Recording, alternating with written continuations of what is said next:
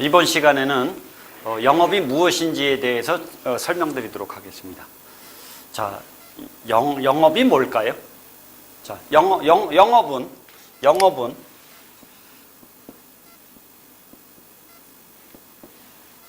가치를 전달하는 거다.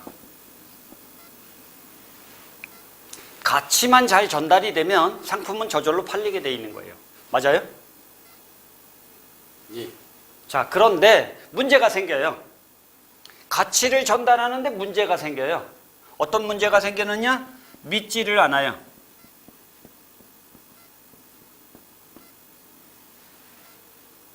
그럼 영업에 실패하는 거겠죠.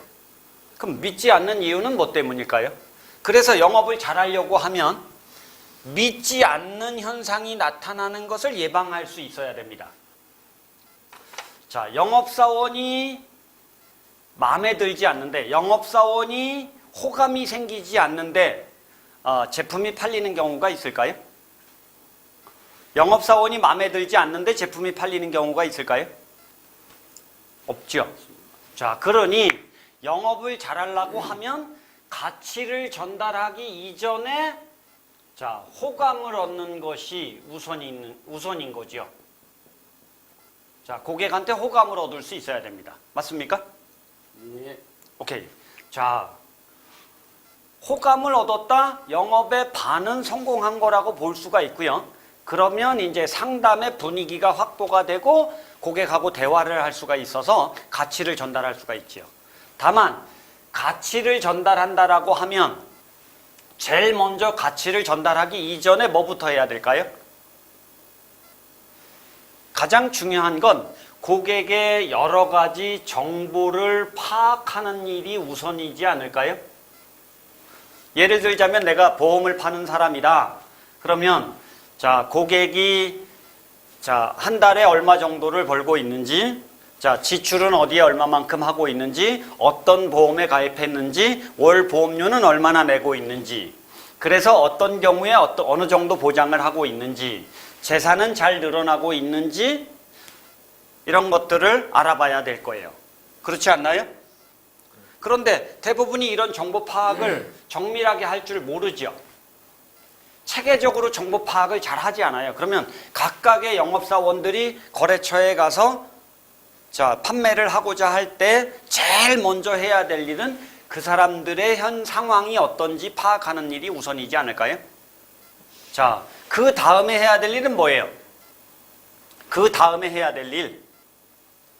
자, 정보가 파악이 됐어요. 그 다음에 해야 될 일은 그들이 관심이 생기도록 하는 일,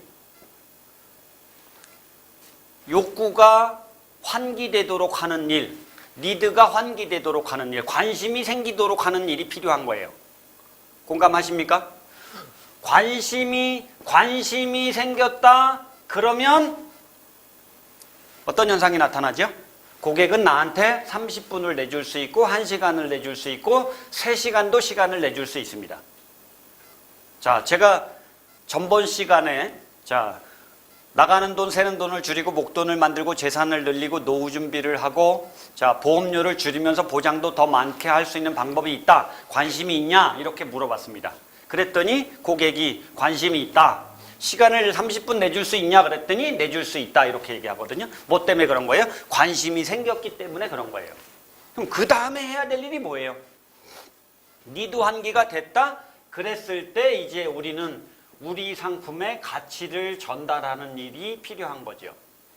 가치를 전달하는 일이 필요한 거예요. 그럼 가치가 어떻게 크다라고 느끼도록 설명할 거냐? 이것이 중요하지 않아요? 네. 가치가 크다라고 느껴야 고객은 삽니다. 맞아요? 네. 가치가 크다. 그런데 이 가치가 크다라고 느끼게 하는 사실은 좋은 상담의 알고리즘들이 있지요. 여러분 혹시 들어보셨나요? FABE라는 기법을? 아니요, 못 들어봤어요. 미국의 포춘지에 선정되어 있는 500대 기업은 모두가 사용하는 기법입니다. 자,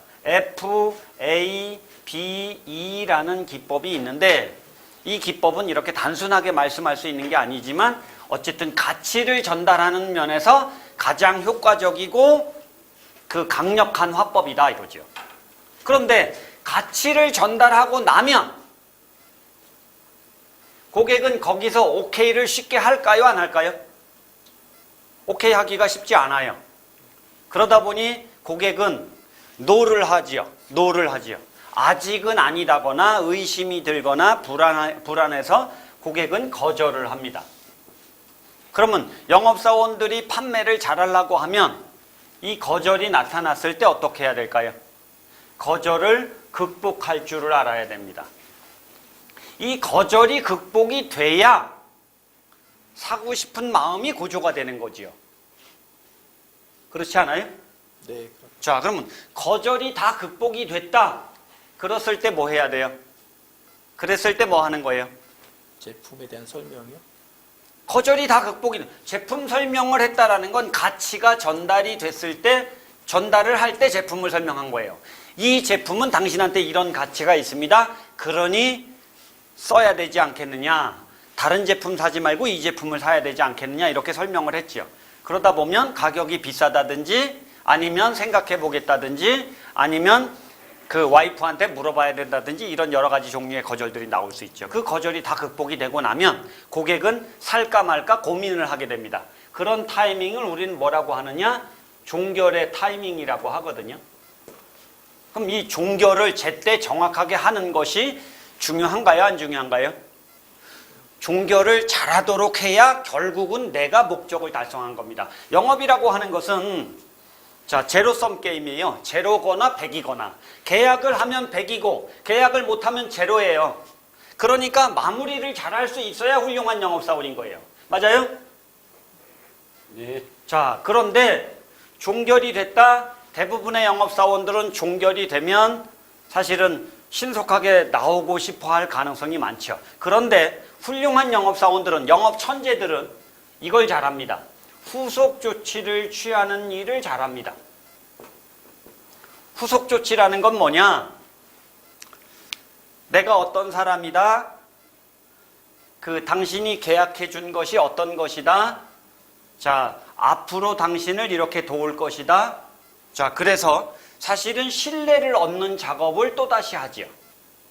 자, 그리고 고객이 잘 구매했는지 안 했는지 이런 걸 확인하면서 사실은 고객이 만족을 했다, 감동을 받았다 그랬을 때 새로운 고객을 창출하는 작업이 되도록 하는 작업을 후속 조치를 취하면서 하는 거예요. 그리고 후속 조치가 취해지면 이제 그때 끝마무리를 하고 나오는 거죠. 자, 그러면 영업사원들이 영업을 잘한다라는 건 어떻게 하는 것이다? 첫째.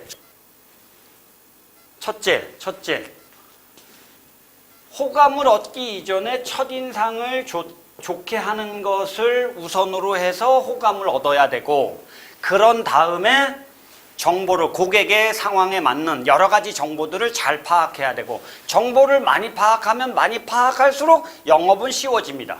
그런 다음에 관심이 생기게 하고, 그런 다음에 우리 상품은 어떤 가치가 있다, 이마이마한 가치가 있다. 당신이 100을 내는데 우리 상품은 가치가 1000이다, 10,000이다 이렇게 느낄 수 있도록 설명이 되면 고객은 사고 싶어지겠죠? 그러나 그렇더라도 의심하는 본능이 있기 때문에 쉽게 구입하지 않아요. 그래서 거절을 하는 거죠. 그럼 거절을 했을 때 거절을 극복하고, 거절이 극복돼서 살까 말까 고민하고 있을 때는 정확하게 클로징을 해야 되는 거고, 클로징이 끝나고 나면 거기서 마무리하지 말고 신뢰를 더 많이 쌓아서 새로운 고객이 창출되는 기회를 만들도록 하는 거예요. 그리고 후속 조치가 끝났다 그러면 끝마무리를 정확하게 하는 거죠.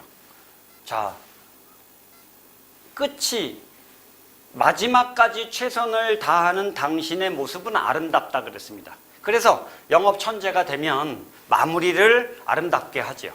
그래야 사실은 또 다른 고객이 창출이 될 수가 있고 미래가 있을 수 있지 않겠어요? 자, 다음 시간에는 그럼 똑똑한 영업과 멍청한 영업, 영업 천재와 보통 영업사원은 어떻게 다른지에 대해서 설명드리도록 하겠습니다.